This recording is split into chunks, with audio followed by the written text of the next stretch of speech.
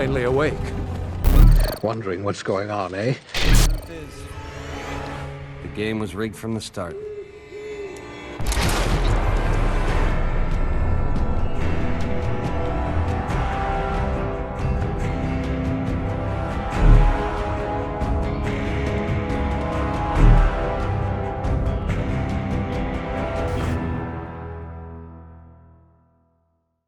We are back at it again, gentlemen, abusing a fun-loving video game like Death's Door for our favorite pastime activity of purebred torture. In this episode of I Wish I Hadn't Gotten Out of Bed This Morning, we will try to beat this game without using any melee weapons. At least, theoretically not using melee weapons, because we really do kind of have to use them. In order to make all of our wildest dreams come true, I set my attack to about 1 nano point of damage. What this means is that I would have to hit an enemy something like 1 billion times in order to deal the amount of damage that you usually deal with the basic sword. With this highly intelligent strategy, we will try to find out the answer to the question, can you beat Death's Door without melee weapons? So here are the rules. I cannot deal damage to enemies using melee weapons, and I can't trigger anything with them. Every ranged attack requires at least 1 stamina point. Once I'm all out of that, I have to hit something or else I can't do anything anymore. But because we would need many billions of hits to even kill the first enemy, I think hitting them to recharge is fine. Those sword hits won't make any difference to our fights. Before I started my 9 to 5 genocide, I picked up this legendary umbrella which reduces my damage by another 50%. So I'm now dealing half a nano point of damage with my melee attacks. Luckily for me, this first boss was really easy. Just put some holes in it with my bow, swipe, swipe, swipe, put some more holes in there. He tries to be sneaky, but... What? When he raises himself up, I have to hit his legs with my umbrella, otherwise he won't come down. It seems that even with my low damage, I only need to hit them 3 times each. Well, I guess that doesn't count, right? Hell yeah, it counts. Right back to the drawing board, we just gotta kill it quicker. Killing this plant without it standing up was tighter than playing on a Nintendo DS under your bedsheet at night until your mom bursts in and sees that you're still up. Well, guess that was it then. Thank you guys so much for watching. Oh man, how rude. Well, at least I killed the first boss and can continue onwards. Oh no. I used up all of my stamina during the boss fight and now I had none left to trigger this switch. And there are literally no ways to regenerate stamina in this first area of the game, aside from the switches that I'm not allowed to hit with my umbrella. Well, call me life the lucky cause I conquered this purple cube like it's 9th century England by smacking this innocent looking light pole in the Bureau of Death to recharge myself. If I'm not mistaken, then this is the only light pole in the entire office that gives you back some endurance when you hit it. After clearing up the way and continuing my crusade to expand the holy land of melee-lessness, I continued my way up towards the... Oh, come on. Hey, how's it going? This is Stedhone. Stedhone does not enjoy this thing everyone loves called life. He wants me to kill him, but I just can't. No, you don't understand. I can't. Hey! It's as if he was cursed by the god of hating bows and everyone who uses them. Aha, what do we have here? Oh yes, oh this is exactly what I needed. First, walk away from Stonehead. Get back to the Office of Death to respawn all of the enemies that you just sacrificed in the name of the Lord of Bows. Then, trigger the switch to open up the gate above and climb up while luring one of them up with you. Now, let him bite you as many times as possible because pain is the only emotion you're able to feel anymore. Whenever you decide to continue your life, roll into the wall at the right moment and voila! You've jumped over the gate and can fight the next boss without having to slap good old Undertaker. Shut up, bitch! The Guardian of the Galaxy was a piece of delicious cake, man. I think every casual player fights this guy with mainly the bow anyways. But we are fighting him with an upgraded Mega Destroyer bow with a legendary bonus, which gives us a 110% chance of inflicting crippling depression upon our enemy. On my first try, I beat him so damn hard that he disintegrated like the lining of my stomach after drinking Sprite and eating a banana at the same time. Oh man! The Gardens of the Witch and the Ceramic Manor were very uneventful, so I'll just give them a 7 out of 10, not enough settlements that need my help. One thing to note is that I was able to hit those pots in and around the manor as often as I wanted, because my damage was simply too low to even break them. Perfect spot to grind stamina, oh yeah. Now, the furnace under Granny's home was more interesting, because full transparency, these bad boys exist. And you cannot make them move using your bow or fire attacks. We need another solution. Yes! Go back to the Witch Garden. Continue the crusade as usual. Pick up the Holy Daggers of Agility. Now, profit from unimaginable speed. Okay, well, hop on Discord into the Death Store server. Head into speedrunning resources and downpatch the game to version 1.0. Now, profit from literally unimaginable speed. With this, we can now skip this skunky ass wagon and continue with... Okay, maybe we do have to hit those manually. Rules changed!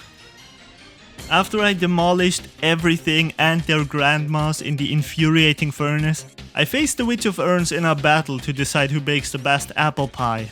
She really had no chance against my lighting up the pot move. I then harvested her soul to add as seasoning for a soup that I'm making to serve it to any YouTuber's worst enemy in the world. Demonetization. And maybe paying taxes? I don't even know how that works. On my way to King Frogger, I took a detour to grab myself a bunch of soul orbs to make my super strong bow of incredibleness even more awesome. I'm all maxed out now, baby. Truth be told, this challenge has not been that difficult so far. My cockiness led to me being followed around by about 1,300 enemies in the flooded fortress, and I barely survived that. Running around like a blind chicken is never a good idea, so I eventually gave them a taste of my toxic masculinity. Wow, here comes the man with the longest name in the universe. Okay. And we were faced with the next obstacle. Getting off the king's corset. I tried to shoot him in the back. I tried to burn his ass. I tried to blow him up. But nothing, not a single one of my strategies, proved to be a success. Honestly, I couldn't find a single way around this. Usually I'd look into speedrunning to see if there was some kind of strat for this, or look around the Discord community for some kind of spoofy or goofy way to avoid having to melee attack him, but there was no way. I had to hit him with my umbrella. Nope, I still have nothing. During the fight, I sniped at him from a distance and let him snack on some gunpowder until he too was turned into a spice for my oh so delicious soup of demonetization. Well, after that I went to the castle of Lockstones, and this area was trickier than trying to solve one of those Rubik's cubes. Like, how? I'll never understand that. Hitting those purple six-sided objects with nothing but my ranged abilities was more work than I had anticipated. This is due to the fact that my midlife crisis office worker level of stamina required frequent backtracking on my end in order to recharge it on some random ice crystals. You know, I initially planned to upload this run in its entirety so you could fact check me and call me out in the comments in the case that I accidentally hit any of those triggers when I wasn't supposed to, but I recorded this whole thing in such a confusing way that I can barely even make sense of all of these chaotic recordings myself. I'll do better next time, I promise. The fight in the castle's Avarice chest was more difficult than any of the boss fights up until this point. Maybe with the exception of PT Piranha at the beginning. In general, multiple enemies on the screen immediately spelled danger, but they often spelled it in Esperanto, so I couldn't understand any of it. On top of the watchtowers, I was able to skip a decent area of this chapter by hookshotting myself over a gate. Sadly, I always forgot to hit this switch on the other side, which forced me to redo this multiple times when I went on to die in the following skirmish. This last arena fight before facing the beast of the mountain might have been the most difficult battle of the entire game. It's always this one, isn't it? I died about 5 times here before being blessed with the privilege of finally moving the hell on. I had some moral difficulties in my fight against Betty, because she reminds me a lot of my pet bunny Daisy. Still, the challenge must prevail, and so I at least made it look like I was fighting against her, even though I was just throwing enough food at her that she fell into a post-meal coma, like me after eating way too many bean burritos on any given Wednesday afternoon. I shoveled some of the yellow snow around the arena into my hand to use as additional flavoring for my soup, and headed back to the only person in this world that I've ever been able to call friend. He ended up trying to kill me. They all try to do that eventually. This fight really came in handy because I was still in desperate need of some decorations for the margaritas that I intended to make for YouTube demonetization and the IRS. Fighting this big birdie wasn't difficult either, so I took some of the Grey Crow's feathers as my tax cut. Thank you very much. Interestingly, once I left Death's store, my camera became stuck until I went back to the main menu. Then I had nothing more left than fight against the last Door of Lords.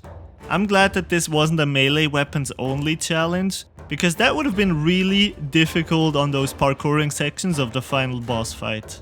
Fighting the Lord himself wasn't too difficult, although he did at one point waltz over me like a rolling pin does over some nice pizza dough. I had him beat on my second attempt. Eventually I also got his soul to use as a base for my margarita. Still, there was just one thing missing. I can't put my finger on it. Aha! The tears of a gravedigger, of course. After quickly dashing through the credits, thank you to everyone who worked on this game, you did an amazing job. I ran towards the bell tower to activate night mode. Oops, I forgot to pick up the key. Let me just walk back real quick. Okay, there we go. I ran towards the bell tower to activate night mode. What? Oh, come on, you can't trigger it with ranged weapons? Do I really have to sin once again after already having done so in the Inner Furnace and against the Frog King? No, don't worry, there's no need for that. You see, if you throw a bomb into the wall, it blows up you and the large bell next to you, which activates night mode. There was one thing left on my grocery list and I was eager to finally cross that off as well. The only way to bring Stedhone to tears was to insult the lack of disco LED lights in this tomb that he's staying in. He would really love to get some, but Amazon doesn't deliver to graveyards. I'm sorry, Undertaker man. I initially thought that this fight would have been a lot more difficult because he spawns all of these little takers that try to hit you. However, by torching them with the flamethrowers that are my wings, I could kill most of them with a few hits, plus damage the boss man at the same time. He did bury me alive once, but afterwards I was luckily able to kill him quickly enough before he turned this room into a crowded nightclub full of goth teenagers. So, there we have it. Can you beat Death's Door without any melee weapons? Yes, you kind of can. Thank you guys very much for watching. This video was a bit shorter, so I hope you enjoyed that. I'm very thankful for you, and I will see you in the next video. Goodbye.